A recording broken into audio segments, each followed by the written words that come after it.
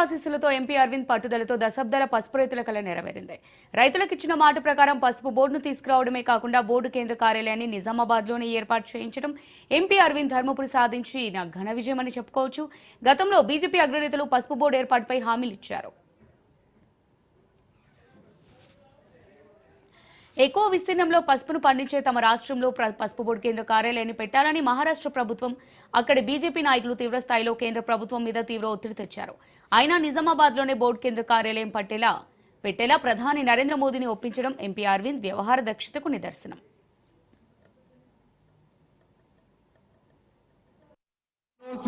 Turmeric board बनाने की मांग थी और ये अरविंद धर्मपुरी मोदी जी के इतने पीछे पड़ गए कि मोदी जी ने टर्मरिक बोर्ड बनाकर हल्दी किसानों के लिए बहुत बड़ा काम किया है। भाइयों बहनों, उसके हेडक्वार्टर के लिए भी यही आपके यहाँ बने, इसके लिए भी अरविंद पीछे पड़े हैं। इसको दूसरी बार एमपी बना दो, हेडक्वार्टर भी आपके यहाँ निश्चित रूप से आ जाए। सालों से टर्मरिक बोर्ड बनाने की मांग थी और एक बड़े फैसले की आज मैं तेलंगाना की धरती से घोषणा कर रहा हूं। केंद्र सरकार ने हल्दी किसानों के लिए हित के लिए और उनकी आवश्यकता को देखते हुए और उनके लिए भावी जो संभावनाएं हैं उसे देखते हुए नेशनल टर्मरिक बोर्ड के गठन का निर्णय किया है। एक बड़े फैसले की आज मैं మోదీ ఆశీస్సులతో ఎంపీ అరవింద్ పట్టుదలతో దశాబ్దాల పసుపు రైతుల కల నెరవేరింది. రైతులకు ఇచ్చిన మాట ప్రకారం పసుపు బోర్డును తీసుకురావడమే కాకుండా బోర్డు కేంద్ర కార్యాలయాన్ని నిజామాబాద్లో ఏర్పాటు చేయించడం ఎంపీ అరవింద్ ధర్మపురి సాధించిన ఘన విజయమని చెప్పుకోవచ్చు. గతంలో బీజేపీ అగ్రనేతలు పసుపు బోర్డు ఏర్పాటుపై హామీలు ఇచ్చారు.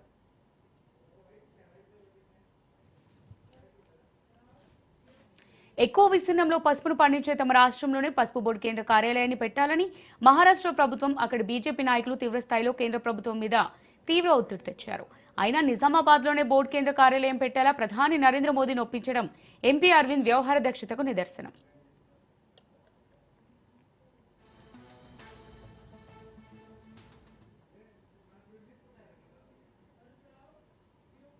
తనను గెలిపిస్తే ఇచ్చిన హామీని నెరవేరుస్తానని, లేకపోతే పదవికి రాజీనామా చేసి మీతో పాటు పోరాటం చేస్తానని లిఖితపూర్వకంగా బాండ్ పేపర్ రాసిచ్చారు.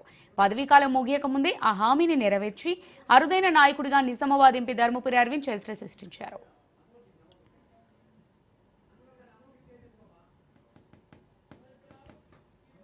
పసుపు బోర్డు రావడంతో ప్రపంచ పసుపు హబ్గా నిజామాబాద్ మారనుంది. నిజామాబాద్, జగిత్యాల, కామారెడ్డి, నిర్మల్ జిల్లాలో పసుపు శుద్ధి కర్మాగారాలు, ప్రాసెసింగ్, ప్యాకింగ్ యూనిట్లు విరివిగా ఏర్పాటు కానున్నాయి. పసుపుతో పాటు స్థానిక ఇతర వ్యవసాయ ఉత్పత్తుల అనుబంధ పరిశ్రమలు కూడా ఏర్పాటయ్యే అవకాశం ఉంది. పసుపు బోర్డు వల్ల జక్రాన్పల్లి ఎయిర్పోర్ట్కు లైన్ క్లియర్ అయ్యి ఎయిర్పోర్ట్ పనులు వేగవంతమయ్యే అవకాశం ఉంది.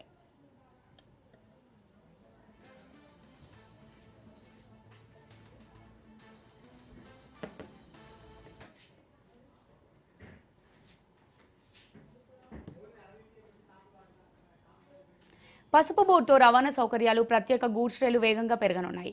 పారిశ్రామికంగానూ నిజామాబాద్ పార్లమెంట్ నియోజకవర్గం ఎంతో అభివృద్ధి చెందనుంది. యువతకు ఉద్యోగ ఉపాధి అవకాశాలు పెరగనున్నాయి. బీడీ కార్మికులకు, వ్యవసాయ మహిళా కూలీలకు ప్రత్యామ్నాయ ఉపాధి అవకాశాలు పెరగనున్నాయి.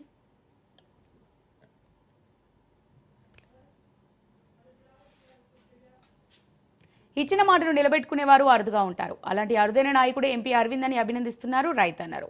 నిజామాబాద్ పార్లమెంట్ నియోజకవర్గంలో వ్యవసాయ, పారిశ్రామిక రంగాల్లో రాబోయే విప్లవాత్మక అభివృద్ధితో రవాణా, వసతి, భోజనం, మార్కెటింగ్, వ్యాపార రంగాల్లో గణనీయంగా పెరగనున్నాయి.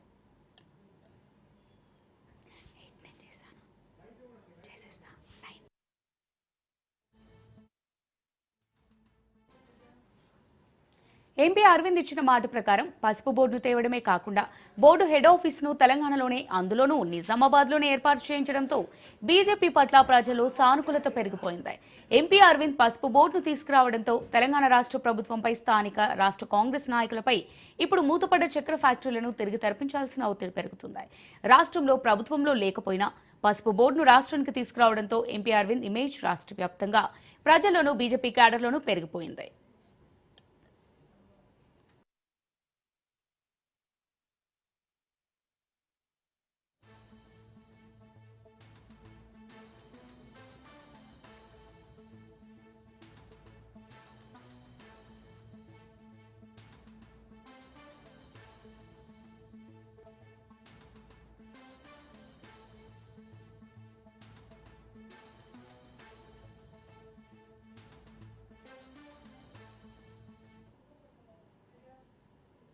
మోదీ ఆశీస్సులతో ఎంపీ అరవింద్ పట్టుదలతో దశాబ్దాల పసుపు రైతుల కల నెరవేరింది. రైతులకు ఇచ్చిన మాట ప్రకారం పసుపు బోర్డును తీసుకురావడమే కాకుండా బోర్డు కేంద్ర కార్యాలయాన్ని నిజామాబాద్లోనే ఏర్పాటు చేయించడం ఎంపీ అరవింద్ ధర్మపురి సాధించిన ఘన విజయమని చెప్పుకోవచ్చు. దీనికి సంబంధించి మరిన్ని డీటెయిల్స్ మా ఇన్పుట్ ఎడిటర్ చిదంబర్ లైవ్ ద్వారా అందిస్తారు. చిదంబర్, నిజంగానే ఇవాళ మనము ఉదయమే ఒక బ్రేకింగ్ ఇచ్చాము. ఆ బ్రేకింగ్ ఖచ్చితంగా ఈ పసుపు బోర్డుకు సంబంధించింది. ఎందుకంటే తెలుగు రాష్ట్రాల్లోని రైతులకు ఇవాళ ఒక గుడ్ న్యూస్ రాబోతోంది. దశాబ్దాలుగా జరుగుతున్న ఒక పోరాటానికి ఒక స్వరూపం రాబోతోంది. దానికి సంబంధించిన ఫలితం ఇవాళ ప్రజలు వినబోతున్నారు. అది కూడా మోదీనే ప్రకటించబోతున్నారు అంటే ఉదయం రాజ్ న్యూస్ దీన్ని ఎక్స్క్లూజివ్గా ఉదయం మనం దానికి సంబంధించిన వార్తను ప్రసారం చేసాం. ఆ ప్రసారం చేసే క్రమంలో కూడా అక్కడ స్థానిక నాయకులు కానివ్వండి, ముఖ్యంగా ఎంపీ అరవింద్కి సంబంధించిన విషయాన్ని కూడా మనము డిస్కస్ చేసిన పరిస్థితి ప్రతి ఒక్కరు గుర్తు చేసుకోవాలి. రాజ్ న్యూస్ ఏదైతే ఉందో వార్తలకు సంబంధించి ఇచ్చే విషయంలో కానివ్వండి, వాటిని సేకరించే విషయంలో కానివ్వండి జాగ్రత్తగా ఉండడమే కాకుండా ఖచ్చితంగా అది జరుగుతుంది అన్న విషయాన్ని మనము ప్రజల దృష్టికి తీసుకెళ్లే ప్రయత్నం చేస్తాం. అందులో మరొకసారి రాజ్ న్యూస్ సక్సెస్ అయిందని చెప్పాలి. ఈ క్రమంలో పసుపు బోర్డుకు సంబంధించి మనం ఒకవేళ డిస్కస్ చేస్తే మాత్రము నిజంగానే నిజామాబాద్ రైతుల ఆ ప్రాంతంలో ఉండే రైతులకు ఒక నెరవేరని ఒక స్వప్నంగా ఈ పసుపు బోర్డు అన్నది. ఎందుకంటే అక్కడున్న పరిస్థితులు కానివ్వండి, అక్కడ పండుతున్న పసుపుకు సంబంధించి ఒక పసుపు బోర్డు ఏర్పాటైతే ఖచ్చితంగా అక్కడున్న రైతులకు లాభం చేకూరడంతో పాటు స్థానికులకు కూడా అలాగే ఉపాధి అవకాశాలు పెరిగే అవకాశం ఉంది. కాబట్టి ప్రతి ఒక్క రైతు ఇక్కడ పసుపు బోర్డు ఏర్పడవాలని కోరుకుంటూ వచ్చారు. గత ప్రభుత్వాలన్నీ కూడా పసుపు బోర్డుకు సంబంధించి డిస్కషన్ చేయడం, ఎలక్షన్ల ముందు మాట్లాడడము, ఆ తర్వాత మర్చిపోవడం అన్నది చాలా రెగ్యులర్గా జరుగుతూ వచ్చింది. కానీ మొదటిసారి ఒక కొత్త సాంప్రదాయానికి తెరదీశారు ఎంపీ అరవింద్. తను అభ్యర్థిగా ప్రకటించిన వెంటనే తను ఒక 100 రూపాయల బాండ్ పేపర్ మీద ఒకవేళ పసుపు బోర్డును కానీ నేను తీసుకురాలేకపోతే మీతో పాటు నా పదవికి రాజీనామా చేసి నేను మీతో పాటు ఉద్యమంలో పాల్గొంటానంటూ తను ఒక లేఖ రాసి ఆ లేఖను ప్రజలకు బహిరంగంగా ప్రదర్శించి మరి ఎన్నికలకు వెళ్ళడం. ఎన్నికలు వెళ్ళిన తర్వాత నిజంగానే అప్పుడున్న పరిస్థితుల్లో బీఆర్ఎస్ అధికారంలో ఉన్నా సరే అతి తక్కువ ఎంపీ స్థానాలు గెలిచే క్రమంలో ఒకటి నిజామాబాద్ కూడా ఆ రోజు ఎంపీ అరవింద్ గెలవడం జరిగింది. ఆ గెలిచిన తర్వాత దానికి సంబంధించి ఎప్పటికప్పుడు తను మాట్లాడడం కానివ్వండి, కేంద్ర ప్రభుత్వం మీద ఒత్తిడి తీసుకొచ్చే ప్రయత్నము చేస్తూనే వచ్చారు. ఆ సందర్భంలో కూడా ఎంపీ అరవింద్ మీద చాలామంది అప్పుడు అవహేళనగా మాట్లాడిన పరిస్థితులు ఉన్నాయి, ఆరోపణలు చేసే ప్రయత్నం చేశారు.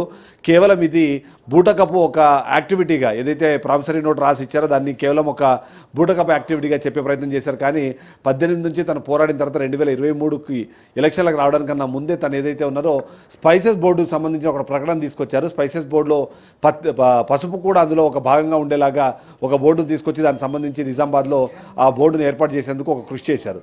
ఆ సందర్భంలో మరొకసారి విమర్శలు చేశారు. నువ్వు చెప్పింది పసుపు బోర్డు కానీ నువ్వు తెచ్చింది స్పైసెస్ బోర్డు, దానివల్ల రాష్ట్రానికి ఏం ప్రయోజనము, నిజామాబాద్ ప్రజలకు ఏం ప్రయోజనం అని చెప్పి కొంతమంది ప్రశ్నిస్తే దానికి సమాధానంగా ప్రధాని మోదీ నోటి నుంచే పసుపు బోర్డు ఏర్పాటుకు మేము సానుకూలంగా ఉన్నాము, దానికి సంబంధించిన ప్రకటన చేస్తాము అంటూ తను ఎన్నికల ఏదైతే ఉందో ప్రచారంలోనే తను మాట్లాడించడము, దానికి ఒప్పించిన తర్వాత మరొక సమస్య వచ్చింది. ఎందుకంటే కేవలం తెలంగాణలోనే కాకుండా మహారాష్ట్రలో కూడా పసుపు విరివిగా పండుతుంది. అక్కడ మనకన్నా కంపేర్ చేస్తే విస్తీర్ణం ఎక్కువ ఉంది. కాబట్టి పసుపు బోర్డు ఏర్పాటు చేయడం కానివ్వండి, దాన్ని కేంద్ర కార్యాలయం అన్నది మహారాష్ట్రలో ఏర్పాటు చేయాలని చెప్పేసి అందులో ముఖ్యంగా చూస్తే బీజేపీ పార్టీ అధికారంలో ఉన్న రాష్ట్రంలో ఉన్న పసుపు బోర్డుకు సంబంధించిన ప్రస్తావన కానివ్వండి, లేకపోతే దానికి సంబంధించిన దీన్ని అసలు ఇక్కడ అధికారంలో లేదు, అధికారంలోకి వచ్చేందుకు ప్రయత్నం చేస్తున్న రాష్ట్రానికి తీసుకురావడంలో ఎంపీ అరవింద్ ఖచ్చితంగా సక్సెస్ అయ్యారని మనం చెప్పాలి. ఆ సక్సెస్ అయ్యే క్రమంలో ఎన్ని అవహేళనలు ఎదురైనా సరే, ఎన్ని ఆరోపణలు వచ్చినా సరే వాటన్నింటినీ ఎదురు తిరిగి నిలబడి పోరాడి ఇవాళ దాన్ని తీసుకొని వచ్చారు. ఈ క్రమంలో ఓవరాల్గా చూస్తే మాత్రం కేవలం పసుపు బోర్డు అంటే కేవలం ఒక ఆఫీసు 2 కుర్చీలు ఉంటాయని కూడా కొంతమంది అప్పట్లో విమర్శిస్తూ అవహేళన చేస్తూ మాట్లాడిన నేపథ్యంలో అది ఒకటే కాదు, పసుపు బోర్డు రావడం ద్వారా దాని ఆధారితం కానివ్వండి, దానికి ఏదైతే అనుబంధంగా ఉన్న పరిశ్రమలు చాలా వస్తాయి. కాబట్టి ముఖ్యంగా చూస్తే పసుపు బోర్డుకు సంబంధించి గ్రేడింగ్ కానివ్వండి, ఆ తర్వాత దానికి సంబంధించిన ప్రాసెసింగ్ యూనిట్లు చాలా వస్తాయి. తద్వారా స్థానికంగా ఉన్న ప్రజలకు ఎక్కువ ఉపాధి అవకాశాలు దొరికే అవకాశం ఉంది. కాబట్టి వాటన్నిటికి కూడా రావాలంటే పసుపు బోర్డు ఖచ్చితంగా బోర్డు ఏర్పాటు అవ్వాలి. అది నిజామాబాద్లోనే ఏర్పాటు అవ్వాలన్న ఒక కృషి ఏదైతే ఉందో దానికి చాలా చాలా గట్టిగా ప్రయత్నం చేయడం కానివ్వండి, దానికోసము ప్రధాని మోడీ కానివ్వండి, అలాగే దీనికి సంబంధించిన పసుపు బోర్డు కానివ్వండి, ఇండస్ట్రీస్కి సంబంధించిన ప్రతి ఒక్కరిని ఒప్పించే ప్రయత్నంలో ఎంపీ అరవింద్ ఖచ్చితంగా సక్సెస్ అయ్యారు. దాని పర్యవసానంగానే ఇవాళ మనం ఇక్కడ బోర్డు అన్నది ఏర్పాటుకు సంబంధించిన ఏదైతే ఉందో ప్రకటన మనం చూస్తున్నాం. ఆ ప్రకటన చేసే క్రమంలో కూడా ఎన్నో అవరోధాలు ఏర్పడ్డాయి. వాటన్నింటి కూడా మించి ఇవాళ ముందుకు రావడం అనేది మాత్రం ఖచ్చితంగా ఆయన్ని మనము ఇక్కడ అప్రిషియేట్ చేయాల్సిన అవసరం మనకు కనిపిస్తుంది. అమూల్య. రైట్ చిదంబరం, ఇంతకుముందు మీరు చెప్పినట్టుగానే సంక్రాంతికి ఇది ప్రజలందరికీ కూడా ఒక గుడ్ న్యూస్ అని చెప్పుకోవచ్చు. అలాగే మహారాష్ట్ర ప్రభుత్వం ఏదైతే ఉందో మహారాష్ట్రలో ఉన్నటువంటి ప్రభుత్వం అయినప్పటికీ, అక్కడున్న బీజేపీ నేతలు అయినప్పటికీ ఈ పసుపు బోర్డుకి సంబంధించి కార్యాలయం మహారాష్ట్రలోనే పెట్టాలని ఒత్తిడి తీసుకొచ్చారు. అయినప్పటికీ మోదీ సర్కారు నిజామాబాద్లో ఈ పసుపు బోర్డుకు సంబంధించి కేంద్ర కార్యాలయానికి ఆమోదం తెలపడం అనేది ఒక గొప్ప న్యూస్ అనుకోవచ్చు. సో ఈ పూర్తి ఫలితం కూడా ధర్మపురి అరవింద్ ఆ పోరాటానికి ప్రతిఫలం అనుకోవచ్చు అంటారా? ఖచ్చితంగా. ఎందుకంటే ఇక్కడ 2-3 విషయాలు మనం ప్రస్తావించాలి. మొదటిది, మహారాష్ట్రలో ఏదైతే మనం చెప్తున్నట్టుగా అక్కడ ఎక్కువ విస్తీర్ణంలో పసుపు పండుతోంది. అంతేకాకుండా ఆంధ్రప్రదేశ్ రాష్ట్రంలో కూడా పసుపుకు సంబంధించిన ఏదైతే ఉందో అక్కడ కూడా కల్టివేషన్ చాలా ఎక్కువగా ఉంటుంది. కాబట్టి ఈ 2 రాష్ట్రాలు కూడా 2 ఎన్డీఏ ప్రభుత్వంలో అధికారంలో ఉన్న రాష్ట్రాలు. అంతేకాకుండా చంద్రబాబు నాయుడు గురించి మనకు తెలుసు. ఆయన ఇప్పుడు ఎన్డీఏకి ఆయన సపోర్ట్ అనేది చాలా ముఖ్యం. అయినా సరే అలాంటి ప్రాంతంలో కాకుండా తీసుకొచ్చి నిజామాబాద్లోకి తీసుకున్నాడు. అంతేకాకుండా నిజామాబాద్ మనం చూసి హైదరాబాద్ కాదు. హైదరాబాద్ అంటే ఇప్పటికే పూర్తి స్థాయిలో డెవలప్ అయిన సిటీ కాబట్టి ఇక్కడ పెట్టడంలో పెద్ద ఆశ్చర్యం ఏం లేదు. కానీ నిజామాబాద్ లాంటి ఒక టైర్ 2 సిటీలోకి, టైర్ 2 టౌన్లోకి దాన్ని తీసుకెళ్ళడం కానివ్వండి, అక్కడ దాన్ని సక్సెస్ చేయడం అనేది ఖచ్చితంగా ఎంపీ అరవింద్ ఇక్కడ ఖచ్చితంగా అప్రిషియేట్ చేయాల్సిందే. ఈ క్రమంలో సొంత పార్టీ నుంచి అలాగే సొంత కూటమి నుంచి ఒక కాంపిటీషన్ ఉన్నా సరే వాళ్ళందరినీ కాదని వాళ్ళని ముందు తీసుకెళ్లి ఇవాళ పసుపు బోర్డు ఏర్పాటు చేయడంలో తను చేసిన కృషి అయితే కంపల్సరీ మనం ఇక్కడ అప్రిషియేట్ చేయాలి. ఇదే సందర్భంలో మోదీని కూడా ఇక్కడ మనం అప్రిషియేట్ చేయాల్సిన అవసరం ఉంది. ఎందుకంటే తను ఇచ్చిన మాటకు కట్టుబడి ఆ తర్వాత పరిస్థితులు ఎలా మారినా సరే ఒకసారి మాట ఇచ్చాం కాబట్టి ఆ మాట మీద మనం నిలబడాలి. ఆ మాట ఇచ్చిన వ్యక్తి మన ఎంపీ అయినా సరే, డైరెక్ట్గా నేనైనా సరే దీనికి వెనక్కి తగ్గకూడదనే ఉద్దేశంతో ఎలాంటి ప్రెషర్స్ వచ్చినా సరే వాటన్నింటినీ అధిగమించి ఇవాళ నిజామాబాద్లో కేంద్ర కార్యాలయాన్ని ఏర్పాటు చేయడం కానివ్వండి, పసుపు బోర్డు ఏర్పాటు చేసే క్రమంలో తీసుకున్న నిర్ణయం కానివ్వండి, మోదీ కూడా ఇక్కడ అప్రిషియేట్ చేయాలి. అంతేకాకుండా మనం సంక్రాంతి పండుగ అనగానే రైతుల పండుగగా మనం ఎప్పుడు జరుపుకుంటుంటాము. కొత్తగా పాడి కానివ్వండి, అలాగే పంటలు కానివ్వండి, ఇంటికి వచ్చే ఒక సంతోషమైన వేళ ఆ సంతోషాన్ని మరింత రెట్టింపు చేసేందుకు ఇవాళ పసుపు బోర్డుని ఇక్కడ ఏర్పాటు చేస్తున్నామన్న ఒక ప్రకటన కానివ్వండి, దానికి కేంద్ర కార్యాలయాన్ని నిజామాబాద్ కేంద్రంగా మేము మొదలు పెడుతున్నామన్న ఒక ప్రకటన కానివ్వండి, ఆ రైతుల సంతోషాన్ని రెట్టింపు చేసిందని మనం ఖచ్చితంగా చెప్పాలి.